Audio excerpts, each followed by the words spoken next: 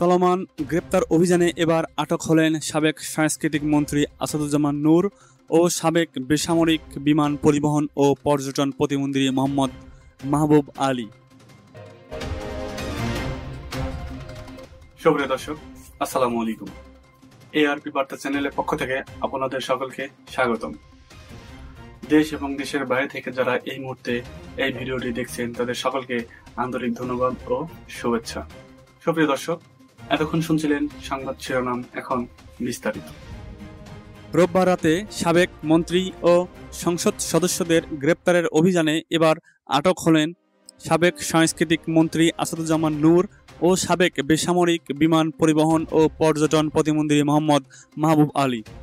রাজধানীর দুই স্থান থেকে তাদের পৃথকভাবে গ্রেপ্তার করার তথ্য দিয়েছে ঢাকা মহানগর গোয়েন্দা পুলিশ ডিবি। বেইলি রোডে নওরতন কলোনির বাসা থেকে টানা 5 বারের সংসদ সদস্য ও সাবেক সংস্কৃতি মন্ত্রী আসাদুজ্জামান নূরকে গ্রেপ্তার করার কথা জানিয়েছেন ডিএমপির গণমাধ্যম ও গণসংযোগ বিভাগের উপ পুলিশ কমিশনার মোহাম্মদ তালিবুর রহমান।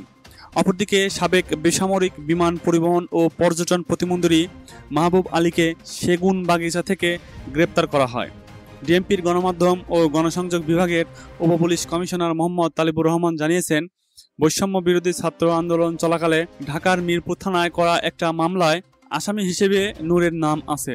চলতি বছর দ্বাদশ জাতীয় সংসদ নির্বাচনে নীলফামারী 2 আসনে পঞ্চমবারের মতো সংসদ সদস্য নির্বাচিত হন আসাদুজ্জামান নূর।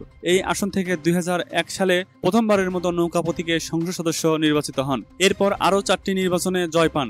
2014 সালে 5ই জানুয়ারি 10ম সংসদ নির্বাচনে জেতার পর সাংস্কৃতিক বিষয়ক মন্ত্রী হিসেবে দায়িত্ব পালন করেন তিনি।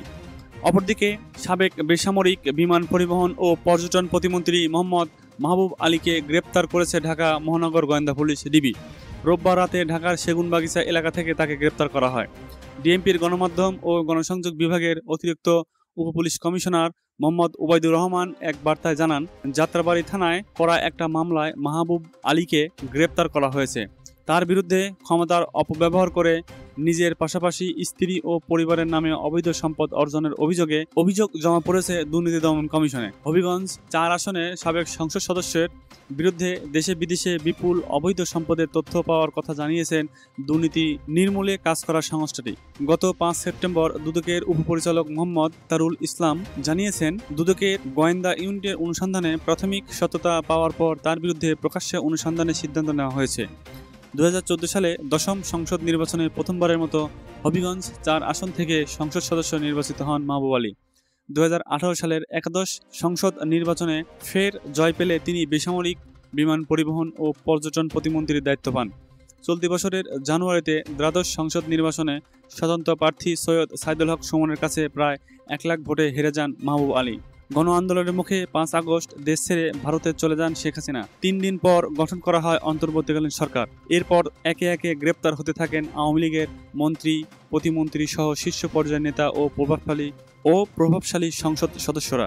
এদের মধ্যে আছেন ক্ষমতাচ্যুত সরকারের আইনমন্ত্রী আনিসুল হক, সমাজ কল্যাণ মন্ত্রী দীপুমণি, সাবেক আইসিটি প্রতিমন্ত্রী জুনায়েদ আহমেদ পলক, সাবেক প্রধানমন্ত্রী 2 উপদেষ্টা সালমান এফ রহমান ও তৌফিক এলাহি চৌধুরী। শনিবার রাতে ঢাকার ইস্কাটনে গ্রেপ্তার হন ক্ষমতাচ্যুত সরকারের জনপ্রশাসন মন্ত্রী ফরহাদ হোসেন। সাবেক মন্ত্রী, এমপি, উপদেষ্টা ও শীর্ষ পর্যায়ের নেতাসহ অন্তত 26 জন এখন কারাগারে।